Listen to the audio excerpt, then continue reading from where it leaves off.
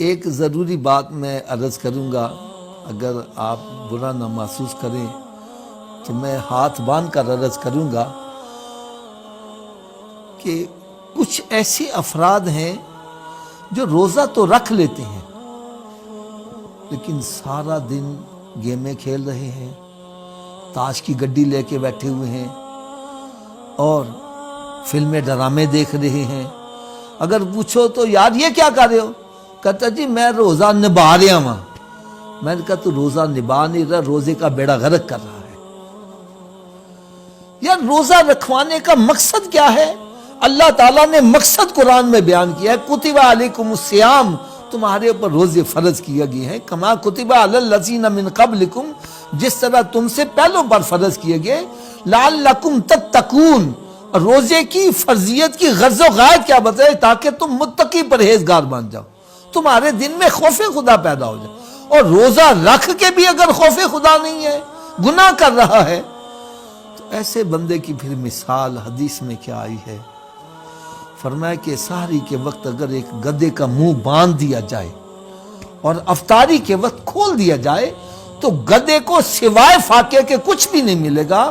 فرمایا اسی طرح وہ بندہ جو روزہ تو رکھ لیتا ہے، نہ نماز پڑھ رہا ہے، نہ حرام سے بچ رہا ہے، نہ بدکاری سے بچ رہا ہے، ایسا بندہ یہ سمجھے کہ وہ گدھے کی طرح اس کا منہ باندھ دیا ہے، افطاری کا وقت کھول دیا ہے، اب اس کو سوائے فاقے کے کچھ بھی نہیں ملے گا۔ روزے کا مقصد یہ ہے کہ ہمارا تعلق رب تعالیٰ سے جڑ جائے، ہمارے دل میں خوف خدا پیدا ہو۔ روزہ تو ہماری تربیت یہ کرتا ہے کہ ایک بندے کو پیاس لگی ہے، حلق میں کانٹے چبھ رہے ہیں، غسل خانے میں جاتا ہے، دروازہ بند کر دیتا ہے، بالکل کوئی نہیں دیکھ رہا، بھائی پیاس لگی ہے پی لے پانی، کہتا نہیں میرا رب مجھے دیکھ رہا ہے۔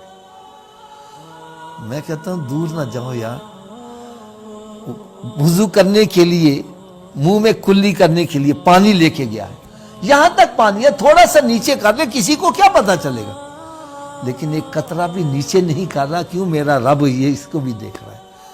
نہر میں غوطہ لگاتا ہے، نیچے چلا جاتا ہے، وہاں بھی جا کر پانی نہیں پیتا کہ میرا رب پانی کی گہرائی میں بھی مجھے دیکھ رہا ہے۔ یار اس سے اور آگے کیا بتلاؤں کہ افطاری کا وقت ہے، طرح طرح کی نعمتیں سامنے رکھی ہیں، حلال چیزیں موجود ہیں، اور بھوک بھی لگی ہے، پیاس بھی لگی ہے، کھا نہیں رہا، بھائی کیوں نہیں کھاتا؟ طاقت نہیں ہے ہاتھ میں پکڑ کے منہ میں لینے، کہتا موجود ہے، کیوں نہیں کھا رہا؟ حلال چیزیں پڑی ہیں، کہتا ابھی رب کا حکم نہیں ہوا۔ روزے نے تو ہماری تربیت یہ کی ہے کہ حلال چیز بھی اس کے حکم کے بغیر ہم نہیں کھا رہے، اور یہ روزہ ہمیں تربیت دے رہا ہے، اور ہم روزہ رکھ کے تو غلط کام کریں، اپنا وقت ضائع کریں، تو یہ بڑے افسوس کی بات ہے۔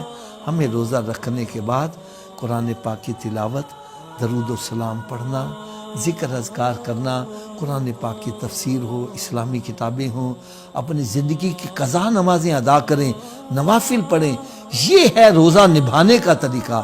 یہ نہیں کہ گیمیں لے کے بیٹھا ہوا ہے اور سارا دن نہ نماز کی پرواہ ہے اور نہ کوئی اور بات کی پرواہ ہے، یہ روزہ نبھانا نہیں ہے، روزے کا بیڑا غرق کرنا ہے۔ اللہ تعالی ہم سب کو سمجھنے کی اور عمل کرنے کی توفیق دے۔ اس ویڈیو کو شیئر ضرور کیجئے، ہو سکتا ہے آپ کے ایک شیئر سے یہ بات کسی کے دل میں اتر جائے۔ جزاک اللہ۔